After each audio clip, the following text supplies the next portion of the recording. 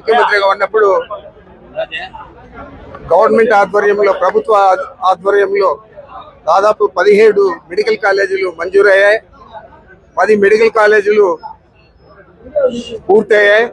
ఇంకా 7 మెడికల్ కాలేజీలకు మొత్తం 8,000 చిల్లర కోట్లు ఖర్చు చేయాల్సి వస్తే ఇప్పుడు దాకా 3,000 పైచీలకు వాటికి ఖర్చు పెట్టడం జరిగింది.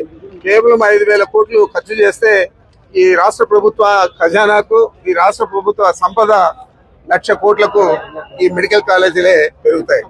మరి ఇలాంటి 1,00,000 కోట్ల సంపదను ప్రైవేట్ పరం చేసి పీపీపీఏ మోడ్ అంటే పబ్లిక్ ప్రైవేట్ పార్ట్నర్షిప్ లో ఇది జరుగుతూ ఉంది. చంద్రబాబు చాలా కుట్రతో దీన్ని లక్షల విలువ, కోట్ల విలువ చేసే వాటిని అన్నింటినీ కూడా కేవలం 100 రూపాయలకు 1 ఎకరా చొప్పున ప్రతి మెడికల్ కాలేజీలో కూడా 50 ఎకరాల పైన భూములు ఉన్నాయి, ఈ ఆస్తులు ఉన్నాయి.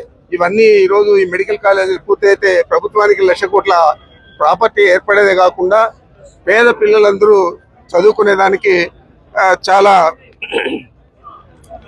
ఎక్కువగా ఉపయోగపడతాయి. పేదలందరూ కూడా డాక్టర్లు అయ్యేదానికి అవకాశాన్ని కల్పించారు.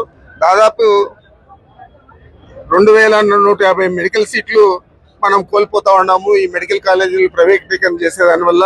ఇప్పటికే కుప్పం అది పులివెందులలో 50 సీట్లు మంజూరయ్యి కాలేజీ రన్ చేసేదానికి ప్రారంభించేదానికి సిద్ధంగా ఉన్నా కూడా మాకు సీట్లు వద్దని చెప్పి నేషనల్ మెడికల్ కౌన్సిల్ కు చంద్రబాబు నాయుడు లేఖ కూడా రాశాడు. మరి ఈ విధంగా పేదల పొట్టగొడుతూ ఉన్నారు. పేదల కోసం విద్యను మనం ఇవ్వాలా, వైద్యాన్ని మనం ఇవ్వాలా అని చెప్పి జగన్మోహన్ రెడ్డి గారు నాడు నేడు కింద హాస్పిటల్స్ కానీ స్కూల్స్ కానీ ఎంతో సుందరీకరణ చేసి 1,000 కోట్లు ఖర్చు చేసి చేయడం జరిగింది. అలాంటివన్నీ కూడా ఈరోజు మూలబడిపోయినాయి, నీరు గారుస్తూ ఉన్నారు. మరి 17 మెడికల్ కాలేజీలు వస్తే తప్పకుండా ప్రతి సంవత్సరం కూడా 4,500 సీట్లు అదనంగా వస్తాయి. మరి ప్రతి సంవత్సరం ఇది ఎక్కువగా పెరుగుతా పోతాయి. దాదాపు ఒక 5 సంవత్సరాల్లో 30,000 మంది నుంచి 40,000 మంది ప్రతి సంవత్సరం కూడా ఈ వైద్య విద్య అభ్యసించేదానికి వీలు కలుగుతుంది. మరి ఇలాంటి దాన్ని అంతా కూడా ప్రైవేటీకరణ చేస్తూ ఉన్నారు కుట్రపూరితంగా.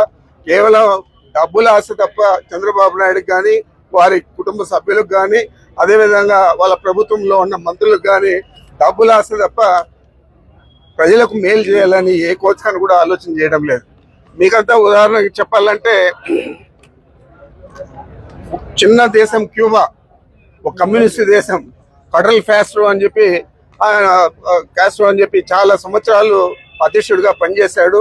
ఆయన ఆధ్వర్యంలో అనేక ప్రభుత్వ మెడికల్ కాలేజీలన్నీ కూడా ఉచితంగా మెడికల్ సీట్లు ఇచ్చి చదివించారు. అక్కడ వారు కరోనా సమయంలో ఏ విధంగా ఈ ప్రపంచానికి ఉపయోగపడారంటే దాదాపు 60 రాష్ట్రాలలో వారు సేవలు అందించారు. ఆ డాక్టర్లందరూ కూడా వచ్చి కరోనా సమయంలో, అదేవిధంగా మన దేశంలో కూడా క్యూబా డాక్టర్లందరూ వచ్చి కరోనా సమయంలో సేవలు అందించడం జరిగింది.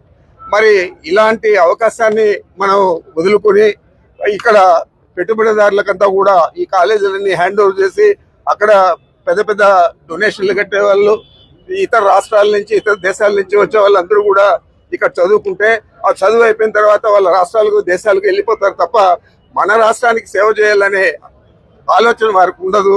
మరి ఇలాంటిది దురదృష్టకరమైన ఘటన ఇది.